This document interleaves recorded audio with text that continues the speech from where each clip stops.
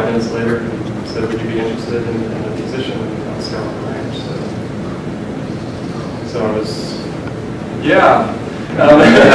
But even still, I was nervous. I was only partway through my education. Both my parents were teachers and valued education highly. Valued, but you know, I said to him, I'm not sure. It's so silly now, but I wasn't sure. And he's very cool about it. He's like, Dave, if you're not sure right now, I'll look you up later. So just do what's right for you. And I call my teachers. Went up to Skywalker Ranch on a 1-week contract. Actually, Jonathan here is going to be my assistant. Jonathan Buck, everyone. Very special guy.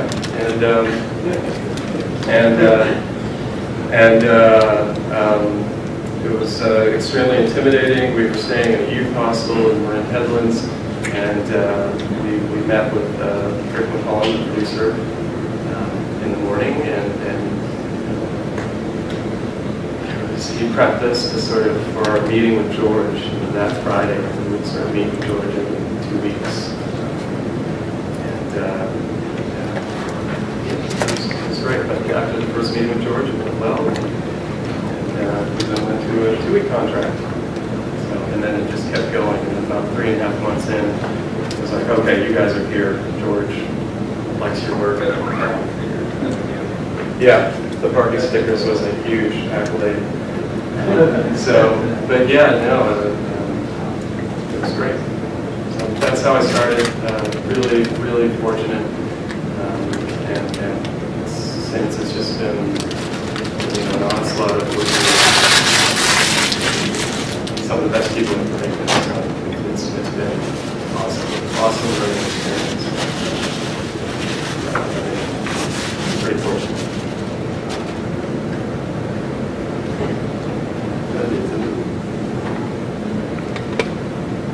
Okay, vehicle design. That's what we're going to talk about today, mostly.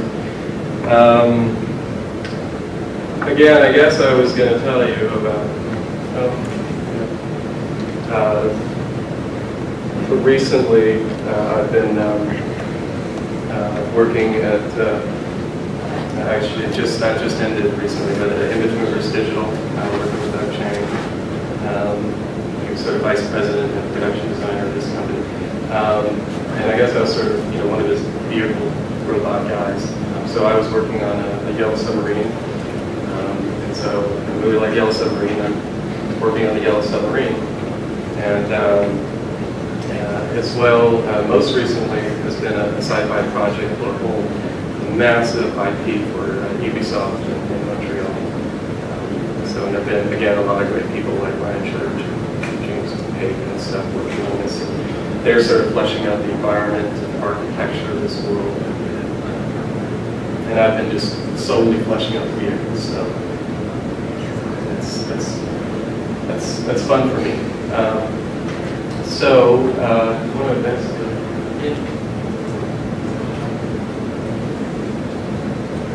So the first question is sort of, okay, fine, that's fine. Here's me working with foam core at the ranch.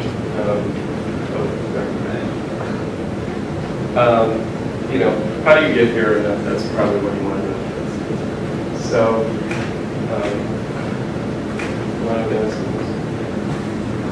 I want to back up to my childhood. What's the pause on important exercises? The things that happen to you and why you're here now is probably you do left my arrow. Don't play it. Just do left my arrow. In years. For me, I grew up close to an Air Force base. I was going to air shows. I was pretty nerdy. I joined a rocket club. I was constantly inventing things. I had a BMX, but I'd grab my sister's 10-speed and I would cover it in plastic and try to make it more aerodynamic. And then have her timing me, and she's like, "When am I getting my bike back?" So I was, I guess what it came down to is that I was enthralled with flight and the exhilaration of this moment here. This is a photograph I took at an Ellis Air Show recently. This for me was what it was all about. This was so exhilarating, and it took me a while to actually distill it to something so simple. Obviously, story, all these other things. Watch a Coppola film, whatever, you know, I like that too, but this is sort of at the heart of my vehicle design. I wanted to be in that cockpit. So I was too young to fly. So I had to draw. And so I would break out the crayons after coming home from the air show, draw all these fighter planes and stuff, and imagine myself piloting some of my some fantastic personal creations. And that was sort of the drawings were sort of my avatar. I would transport myself there.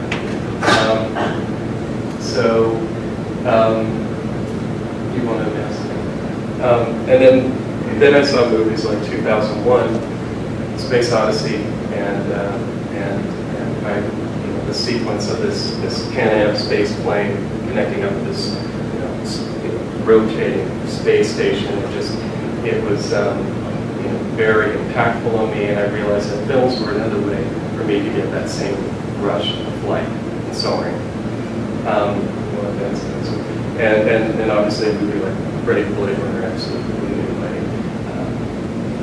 The spinner soaring through this dystopian Los Angeles. And I think for me it was, the design was at such a high level. It was so believable, their future predictions. It really made me feel like I was flying. And I knew enough about airplanes and such that I'd read space books and all this, and then, again, pretty geeky. But when I saw movies like this, I could tell they'd done their homework, and it just made it very, very real.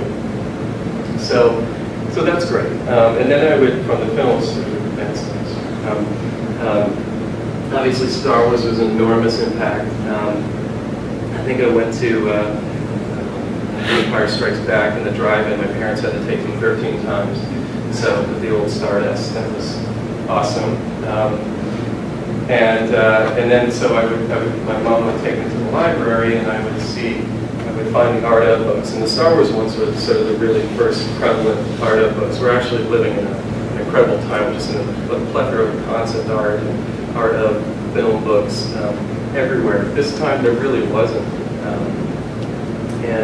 But the Star Wars ones were the only ones. So you would be in the airplane section, and you would be in the small little Star Wars section. And of course there were some other sci-fi illustrators, but Ralph McQuarrie, again, his iconic shapes, his believability that's been incorporated in every inch of this thing. But his background is Art Center, transportation, and then he went on to work for Boeing, where he was doing supersonic transports and stuff like this. So this is a guy who was envisioning how we were going to move in a future where fuel was affordable. So obviously that all changed, and we don't even have concrete anymore. So I think it was awesome image. And then Joe Johnston, again, part of the Star Wars books that definitely got me thinking. But when I would look at these, I couldn't really. Actually, we'll go to the next one. And the other guy I found was Sid Mead. With many other sci-fi illustrators, and actually a lot of British guys. This guy absolutely blew me away. Again, Art Center, transportation design. This is a guy who worked for Panasonic, has worked on real-world projects, interiors for 747s or Sultans. This guy, when he turns his laser focus entertainment design, is just coming with some highly viable products. And here's an image that he did for the U.S. Steel. So the enormous steel conglomerate in this country, not so large anymore. He was envisioning for them what you could do with steel in the future. And so this stuff was pretty far out, and it inspired Ralph McQuarrie with similar. This is not anything. So we'll go to the next one. So where do ideas come from? I think I got asked that earlier. How did you come up with this idea? I think I need to back up before I really start on the vehicle, specific vehicle I want to take you guys through today, and talk about this. Here's a recent trip I did to the Smithsonian. This is actually in a sister facility in Virginia. And I will go there and spend absolutely hours photographing and learning everything I can about all these very interesting or historically unique vehicle types. You have a capsule door from an Apollo space vehicle.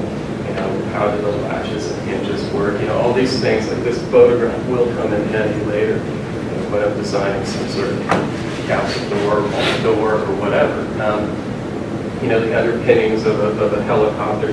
These are some really interesting shapes, and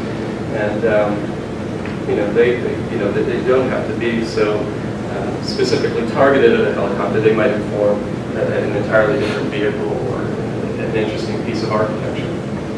So again, here's a really interesting one-man army vehicle, a one-man helicopter. Stuff like this, it's phenomenal. I mean, this stuff really works. Flying wing, and here's a section of an old Nazi flying wing that Smithsonian has got there, and it's interesting to see sort of what it's been constructed of, the materials. This one's made of particle board until you get around the cockpit. So all these things can sort of inform you in a lot of different interesting ways. So really letting all this visual information pour over you. I mean, there's inspiration everywhere, like Brian Gann was talking about the proportions on the speaker the other day. But it is good to go to places like museums or a specific architectural site, something that's going to give you more focus. I guess we'll advance to the next one. So looking and photographing is part of it. And again, let me back up to the next one. What you want to have is you want to have a reference folder full of this stuff.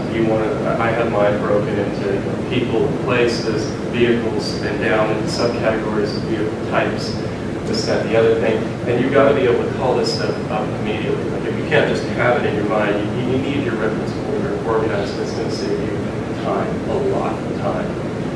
So I had a whole folder of just flying wings. So when I was tasked to design a flying wing, I was like, great, I got this.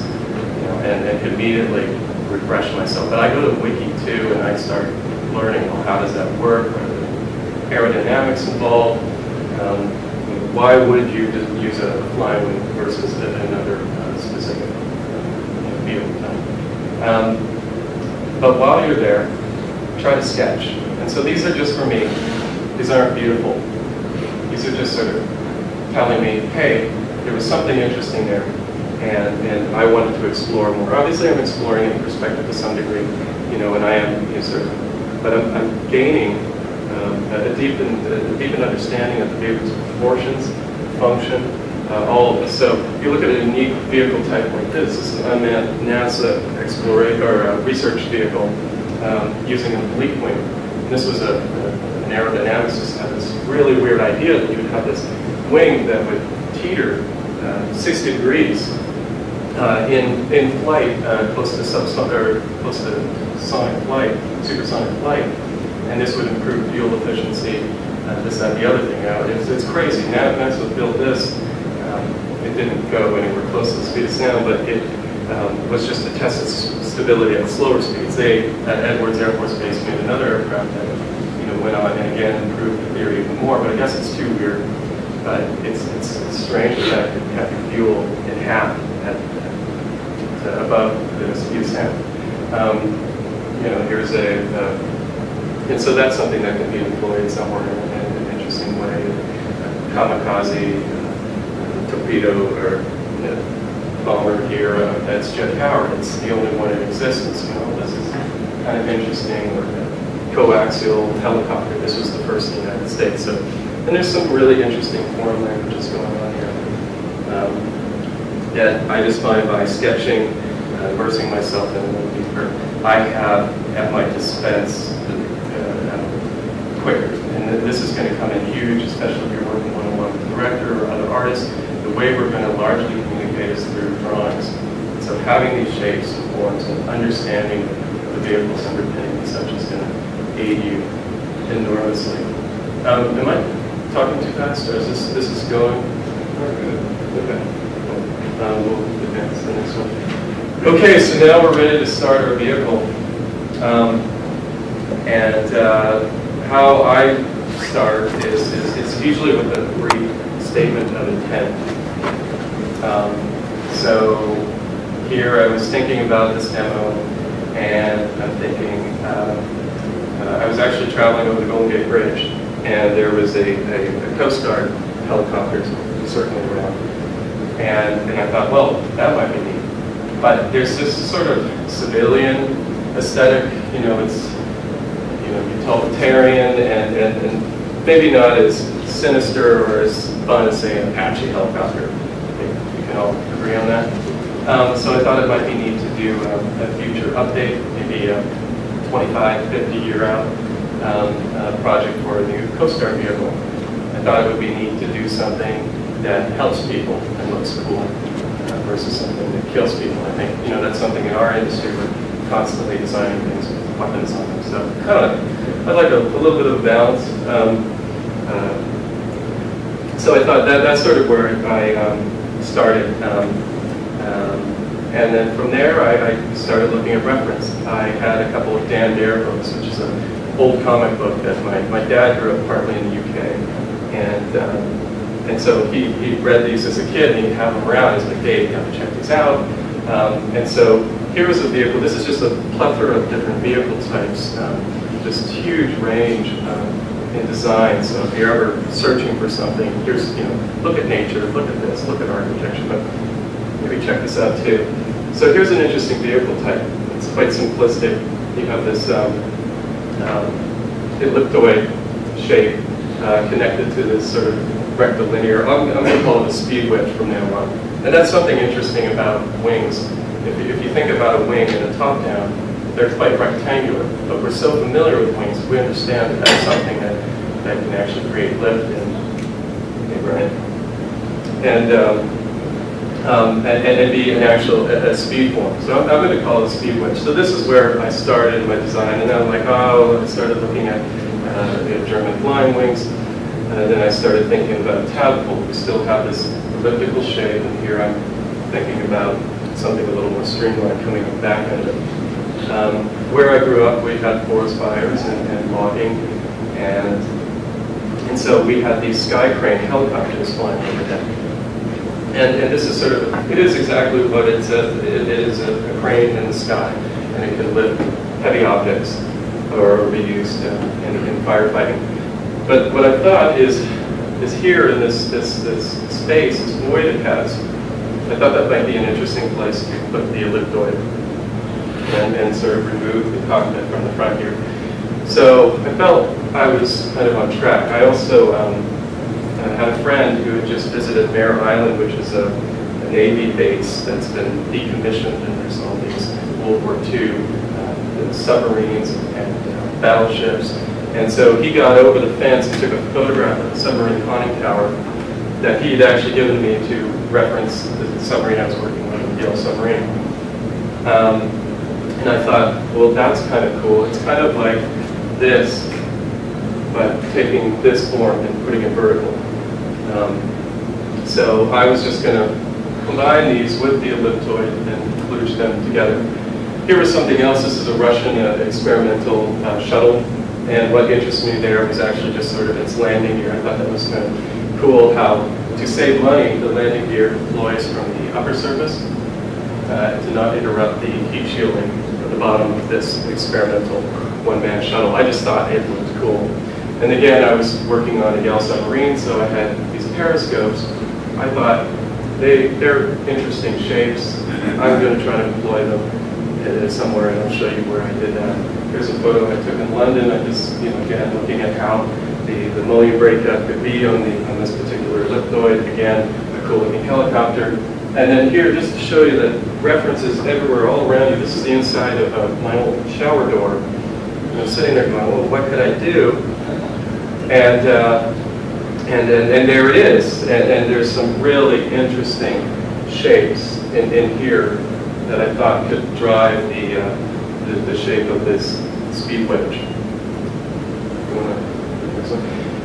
So now I'm going into a loose sketching phase. I love newsprint. I love the coarseness and the ballpoint pen.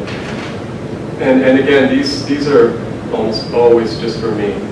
Some of these drawings are pitiful. But I'm just quickly exploring shapes. and you know, having fun with different proportions and stuff. But very quickly I sort of got into this ballpark, and I thought, well, there's something I can work with. Now, I'm going to show how I work differently in 3D. If you were working this all 2D, you would take this much, much farther. But I'm going to show how I can take something that's not quite there yet, and in the next slide. Oh, well, sorry, I just want to back up. Again, I'm not worried about perspective. At times I might click into a perspective view, but really, especially with vehicle design, I'm focusing on profile. And so in character design, you can be focusing on the front. It depends. Again, if you're working on something like a flying wing, then maybe its down view is going to be more important. So isolate your design problems and think about it as a graphical exercise. Again, there's a lot of other considerations, but I think often people try to do too much at one time, and you're going to fail at all of them. So simple, just side view. This is all I'm worried about. Make this look interesting. Okay. And the other thing, while I'm doing that, again, this goes back to going to air shows and reading and learning about your world, is I'm thinking package and function. So function is what it does, so its purpose, and as well as how it works, or even it can be down to things as how does the door open. And package is the arrangement of the major components within the vehicle. So this would be its basically its architecture. This is incredibly important, and especially if you're trying to come up with new stuff. Having an understanding of this is going to be critical. So I mean, I'll focus on this vehicle right here. We can see that we have the cockpit area. We have to be able to, you can see out of it. We have to provide room to have the landing gear assembly.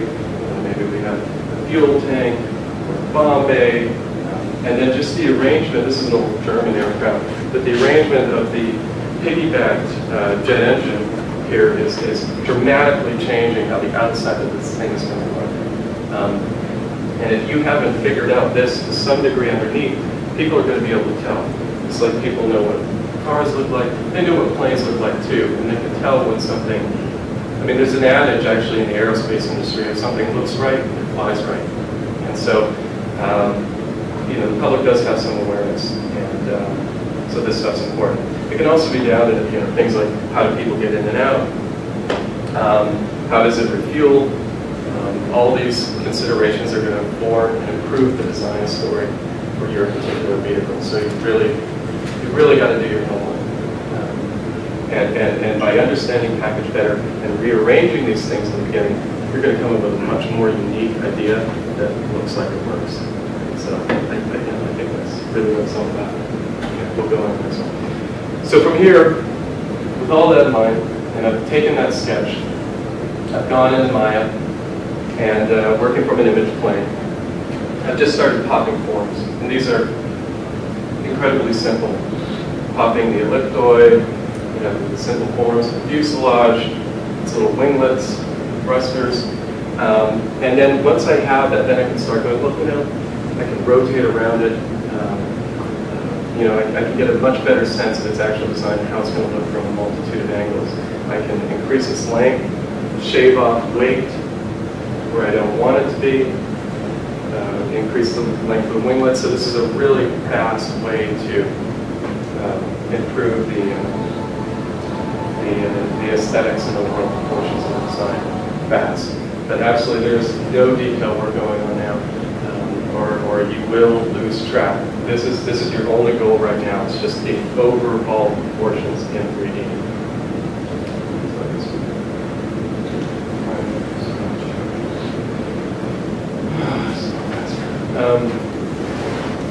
So here I've taken screen caps of the proxy geometry, and I've started painting over in Photoshop. So really quickly, I'm adding a little more musculature to this top surface, because this could be quite boring in flatness, you had something to really juxtapose it to. And I'm adding a series of accelerated curves to it just to get a little more energy and dynamism into the design. Again, the periscopes got employed this way and became a sensor array for the vehicle. And I thought that was kind of interesting. It gives your eye something to play with this complexity, and it again contrasts the simplicity of the top surface. Here I'm sort of working out the package configuration and playing with sort of the early stage of the mullion breakup of the cockpit canopy. I've also added 2 flotation device canisters. I thought this is actually a spotter vehicle that would quickly get out to where an emergency is happening on the scene and such, and deploy life rafts. The other thing, back on the other slide, I actually had a direct lift engine, much like what's used in the Harrier jump jet, and that's what was employed to this. And the reason why I did that, I thought it would be faster to make this vehicle supersonic. And the other thing it would do would allow it to get closer to objects, closer to power lines. And so I thought that would be a great value versus a rotary helicopter. So again, I'm kind of working in front view. I want this thing to be really narrow and have this sort of perch. So yeah, again, this is really, really fast, and the tail can get longer, and you can do whatever you want on the stage. You can see how loose this illustration really is. But this is where I'd sort of pop it in front of a director. Say, is this the direction we want to go? And we would have a conversation about that. The other thing I'm playing with is I'm playing with function. I thought it might be kind of interesting. This piece felt, again, the way it was sort of thought of as hunkered under the sky crane in its sort of underbelly, the storage compartment. I thought it might be neat if it could rotate freely, maybe to have more visual prowess, but also I thought it might be neat if it were able to spin completely around the cockpit area, staying vertical, the fuselage spinning around and making a water landing on the top of its fuselage.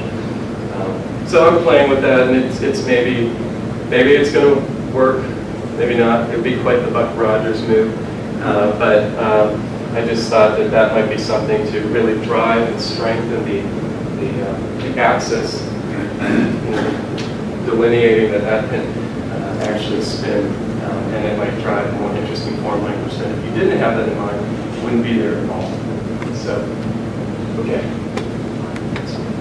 So from here, I've taken the complex, the design refinement rough sketch, and I've gone back into 3D, and now I'm modeling with much more confidence.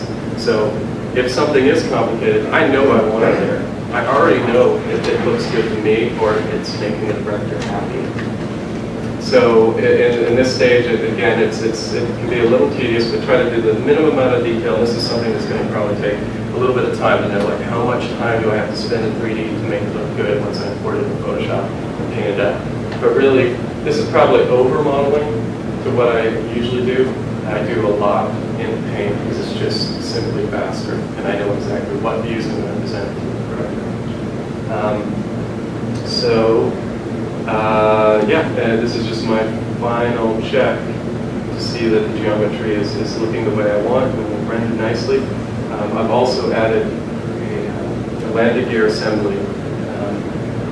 Again, it wasn't quite referenced from the Russian vehicle. What I was thinking about was sort of the mud boss that would fly around my room as a kid, and their dangling legs.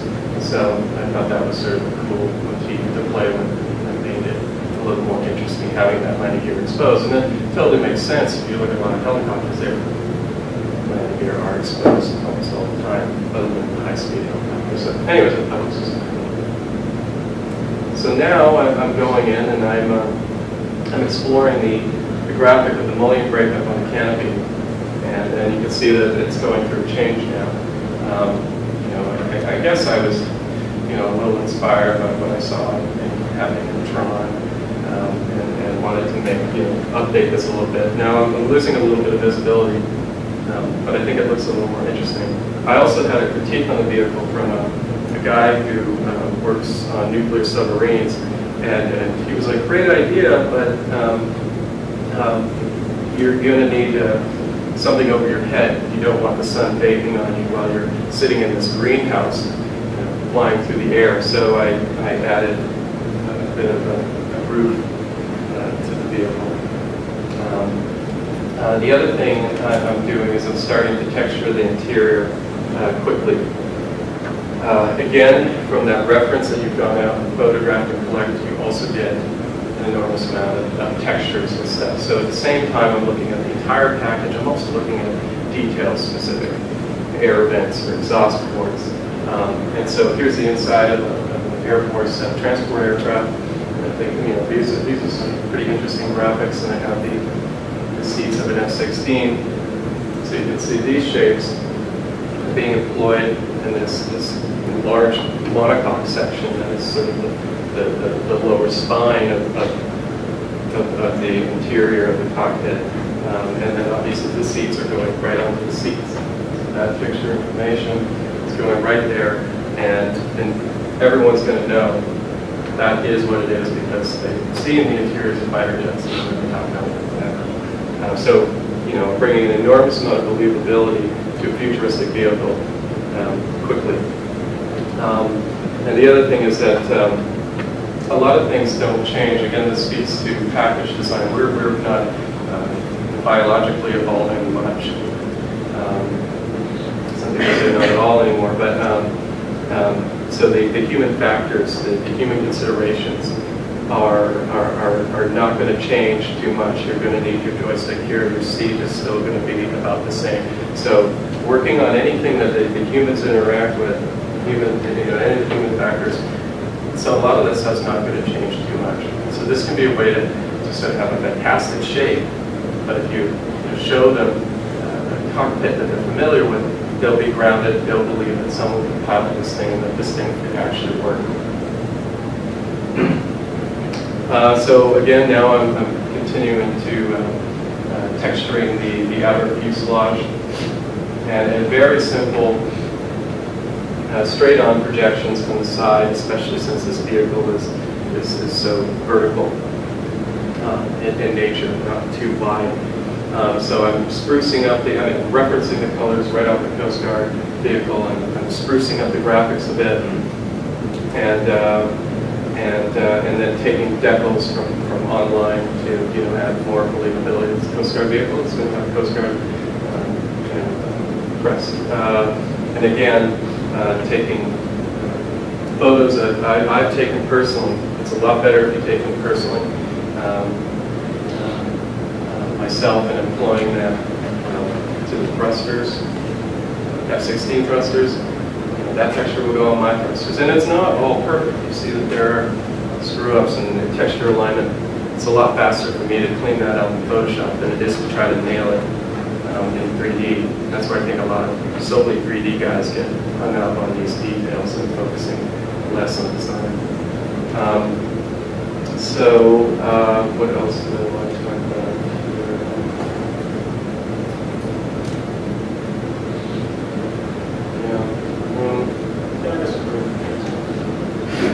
So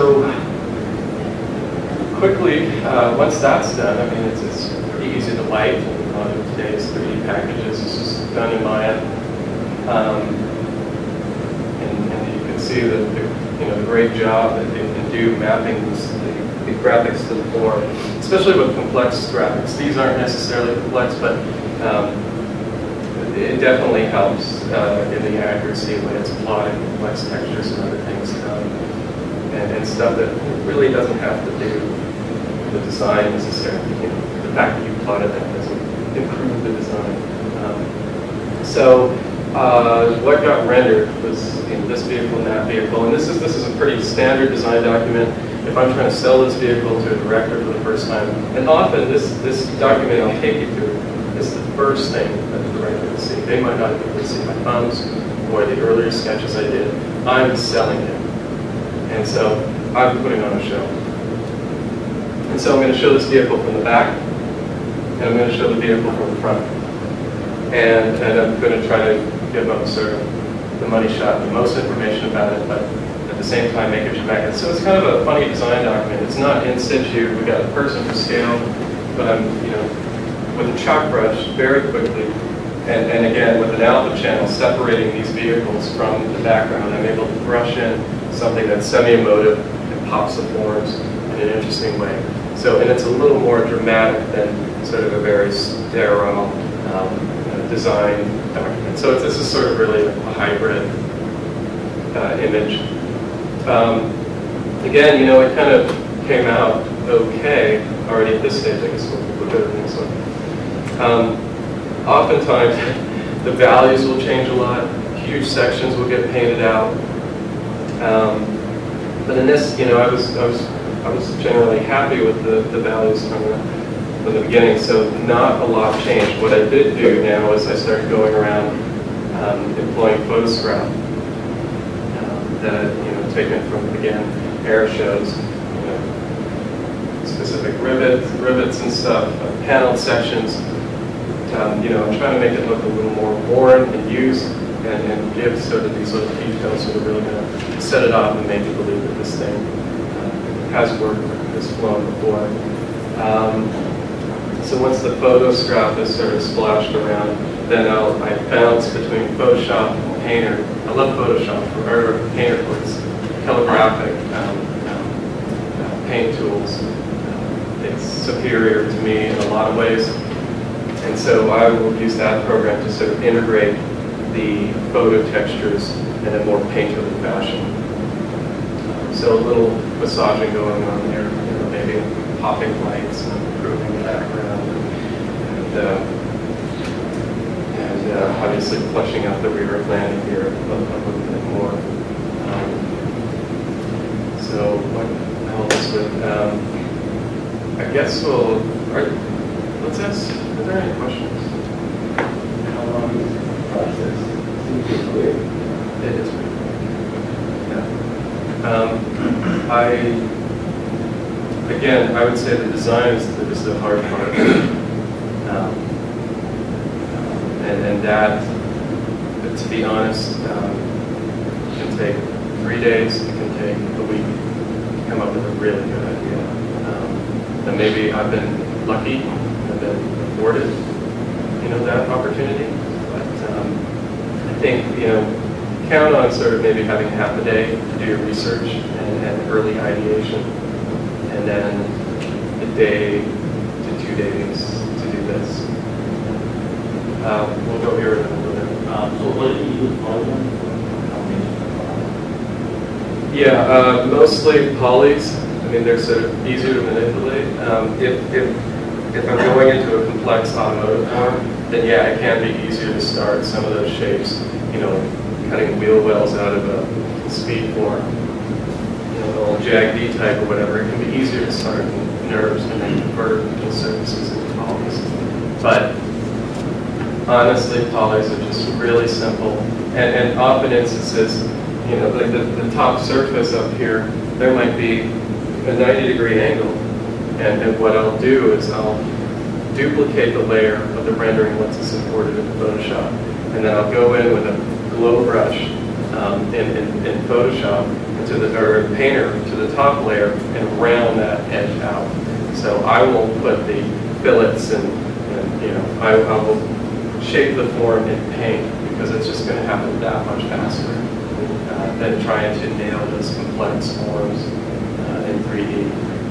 So, but over time, I am becoming a better modeler, and so I think I am doing more and more 3D, but I still don't think that's improving the design or improving the idea.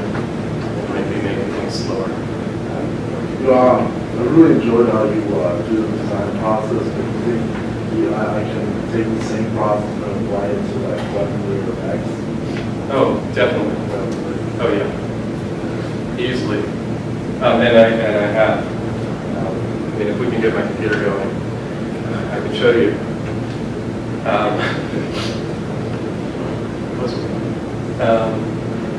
But easily, and I think this pipeline is still, it's applicable to even character design, maybe less so, but you can employ this pipeline in using ZBrush.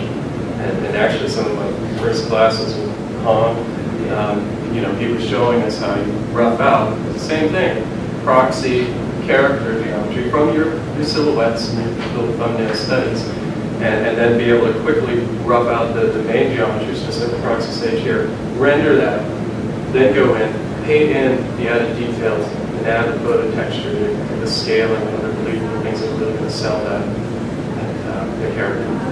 So this pipeline is employable. And what is the name of the artist that wants to go work for Ralph McQuarrie. He's okay. Yeah. In the design, I don't know, for me, I'm just wondering if that piece in the front, I don't know, kind of like blocking. You're going to bring up the visibility. Yeah. Thank you. This is I'm glad you asked that. It's a hard question. First of all, I'm seeing this as that this would be used as an entertainment application. So they're going to have to be flying by camera when it comes to the front, unless they fly sort of with it slightly angled one way. Really, to improve this, what you do is you have the guys sitting side by side, and each one looking out past. I remember though, in an automotive class, we had this hotshot trans kid, and he was designing an SUV, and again, the package considerations, visibility is huge in the car. That said, some of the coolest cars we know, some of these Italian speed wedges from the 60s and 70s, and there is absolutely no visibility. You lie down in these things, and you do drive by camera. So I think this is possible, and if you look at some of the advances in display technology in the helmet, example the new F-35 program, they have these 3 projectors where you could fly just completely night out, a blackout, and you will see everything, all the terrain. You don't need an actual glass canopy anymore. So some of that's sort of being assumed, but that said, you're absolutely right, because again, I did say it, I should have. One of the design intents was to have high visibility. This is something that's going to go out on the ocean, high storm situation, and needs to be able to see people, the survivors of sea disaster, whatever, clearly. So you're right, but it looked damn cool. So back to the trans story. This guy's designing an SUV, and it's going up on the crypt board. And on the hood of his SUV, he put the spare tire right on top of the hood, occluding the driver's vision. And everyone was like, you can't do that. The driver can't see out of it. And the teacher, who's a B&W designer, just sort of slapped him down. He's like, yeah, but it looks damn cool. And so there is something, and maybe that's male ignorance, but I think in a lot of vehicle design, especially automotive design, there's a lot of stuff that doesn't work. And I think in some ways, vehicles are becoming more boring. This package constraints and package architecture is focused on when cars are starting to be designed from the inside out. They absolutely weren't in the 50s with these jet tails and rockets, and you get on the inside, you're uncomfortable, and it's a death trap. But those things were beautiful. They were sculptures. They were pieces of art. So that's what I love about entertainment design, is being able to walk that line, to know that while I'm breaking a rule, that might make this helicopter not be an option for the Coast Guard in reality. But it sure looks damn cool. So thank you for bringing that up. Really good question. And you say you do the 3D models, and it's almost like a side, and that's just to help you paint. But say it's great, I want this one. Yep. And now you got this 3D model just sitting there, but it's not exactly what you painted. You add it or shape it up. Do you give that to the modeler, or you just let yours and maybe No, this is what's hyper valuable about this pipeline. And some of the other artists I'm working with weren't doing this. Maybe. Well, let me. Can I answer that in a minute? Yeah. I think we're going to touch on it. Yeah. Any other questions at this point? Yeah. You said you kind of background. Yeah. Sometimes like that, when you're working, when I look at other people, Do you feel like people like us with don't have a kind of background in reference really make up for our investigation?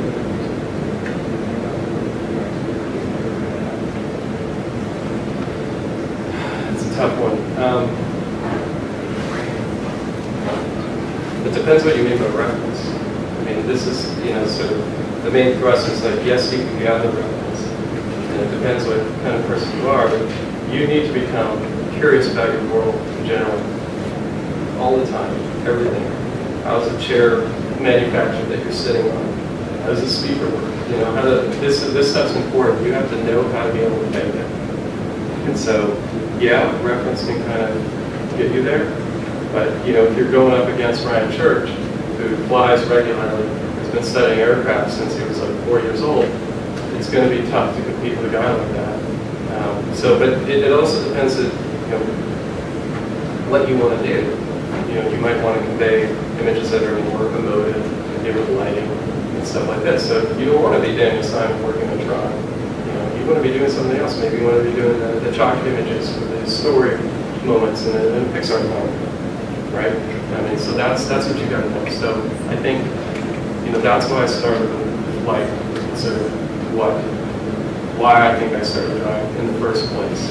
There's numerous reasons, but find that for yourself and figure out what you want to know the most about. But that said, concept artists, again, we're going to go over this in our 10 things, in my 10 things, but it's a tough question to answer. But yeah, reference versus no reference, it's going to put you up and up, but going, sketching, researching, learning about its package, getting at how things work books, this is going to give you an edge, and then continue that process if you want to be involved in vehicle design, architecture, or anything else. Does that answer it, or? I guess we'll go on to the next one. So anytime, I'm thinking about this as sort of designing this for film, and so in this movie, the humans are going to have to actually, the actors are going to have to climb into this cockpit at some point. This is going to be a live action set prop. And so I might be asked to do another document that just focuses on the interior of the cockpit. And so I might produce something like this with some cutaway drawing, delineating the mullion breakup still, but showing you what's on the inside so that set builders and other people or a whole myriad of other artists that may be underneath of you can continue the process and do this with some accuracy. Yes? This is a painting or this is a model? Both. Yeah, this is from a rendering of the model I created previously with the textures on it, and then going over in paint and continue to work the forms and put in little, all this information wasn't here. This was a box, in the geometry stage. Right. So, there's sort of the styling that happens over top of that. And again, I'm looking at photos of fighter jet seats and stuff to bring in that sort of present day believability, and then just putting a slight little style touch up on it to make you believe that this is actually a cockpit of something 25, 50 years in the future. Any other questions? Okay, we'll go on to the next one. So, again, you were asking about other departments and what do you do with this geometry. If I'm working freelance, I typically don't toss off my geometry. So I'm not in-house. I'm not working with the team, and this is mine. If I'm working in-house, like I was at ImageMovers, for this project, I wanted to show, since I can't show sort of some of the proprietary models that have been created, though I wanted to show you what I could do with the geometry. So from this crude model I made in Photoshop, or in Maya,